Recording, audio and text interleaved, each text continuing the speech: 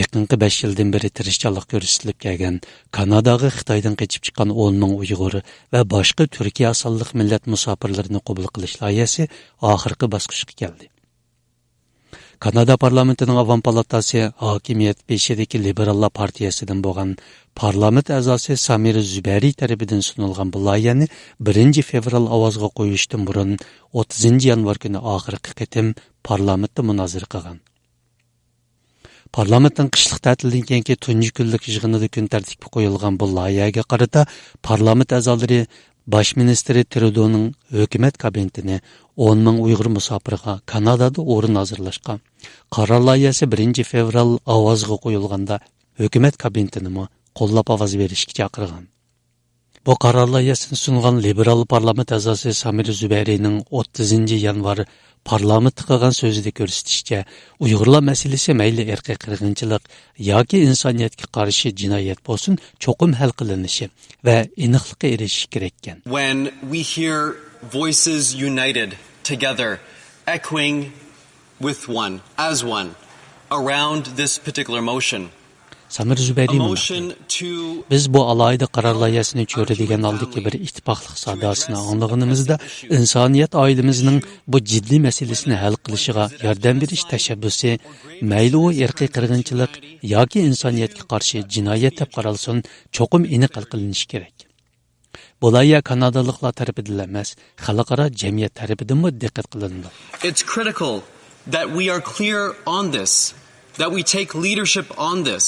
Samir Zubari so'zida yana parlament a'zolarining qaysi partiyadan bo'lsin bu qaror loyihasiga qo'llab ovoz berishini talab qilib, bizning bu masalada aniq bo'lishimiz va rahbarlik rolini o'ynashimiz intayin muhim. Men bu parlamentdagi har bir a'zoning qaysi o'rinda bo'lsin, qaysi partiyadan bo'lsin bu qaror loyihasiga qo'llab ovoz berishini umid qilaman, ham shuni kutaman degan.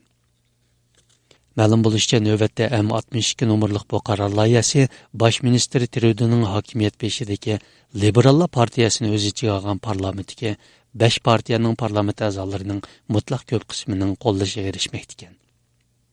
30 yanvar parlament Quebec gruppasining parlament a'zosi Denis Trudeau so'zga chiqqanda dunyoda kishilik huquq va insonparvarlik krizisi nurg'un bo'lsa-mu, lekin Uyg'urlarning ahvoli alohida ekanligini ta'kidlagan. I think that this motion is very important. Denis Trudeau meningcha bu qaror loyihasi intayin muhim.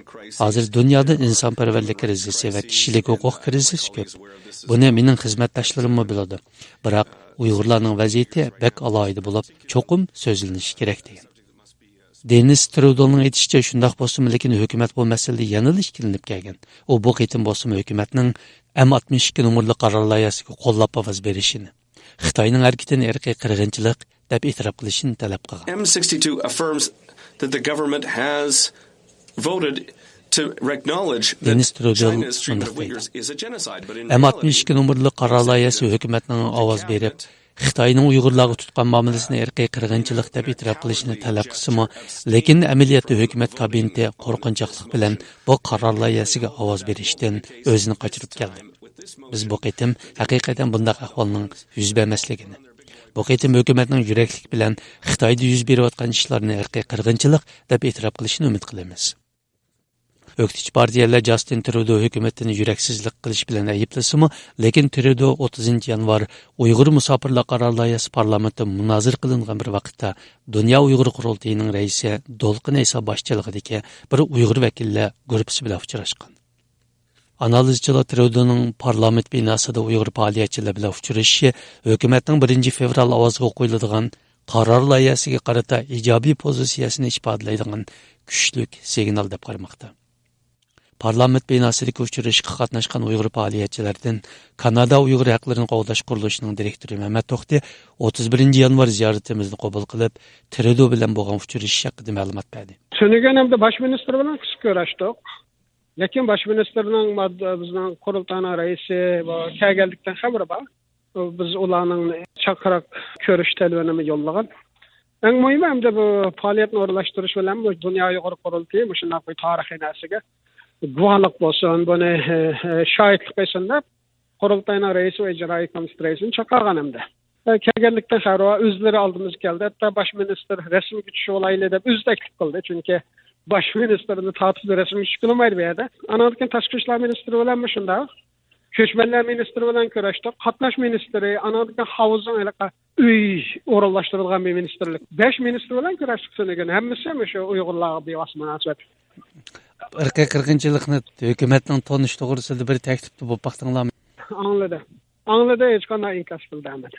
Mehmet Oxtining aytishicha, u qaror loyihasi 1 fevral ovozga qo'yilganda mutlaq ovoz bilan ma'qullanishiga ishonsimi, lekin kabinet a'zolarining ovoz berishdan voz kechish ehtimolligini chetga qoqmaydi ekan. Kabinet ministrlari 10 ming Uyg'urning Kanadaga kelishiga qo'shiliqliq.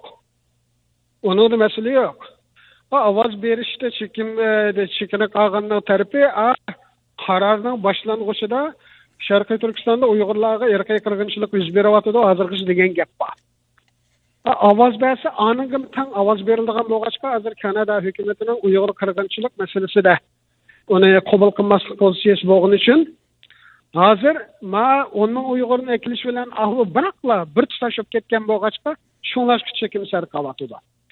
Bo'lmasa bu 10 ming Uyg'urni ekilish masalasida u kabinetda unda talashlatış yo'q. Etki belet taşlaştı hem de musbat kararının çıkışını kütümüz. Liberal parlament a'zosi Samir Zubarining qaror loyihasi Kanada Ko'chmanlar idorasining Xitoyning ziyonkashligidan qechib chiqib, 3-chi davlat panohlayotgan xatar ostidagi Uyg'urlardan 10 ming kishini 2024-yildan boshlab kelgusi 2 yil ichida Kanadaga yo'tkab kelishni o'z ichiga oladi. Samir Zubari 30 yanvar parlamentda qilgan so'zida insoniyatga qarshi jinoyat sodir bo'lishi ehtimolligi bo'lgan amon qo'g'dash mas'uliyati harakatga o'tadi. Bu deganlik qonun tuzumga tayinlangan Kanadadagi davlatlarning kishilik huquq andishalarini bartaraf qilish uchun qo'lidan keladigan eng unumli choralarni ishga solish kerak deganlikdir deb ko'rsatgan.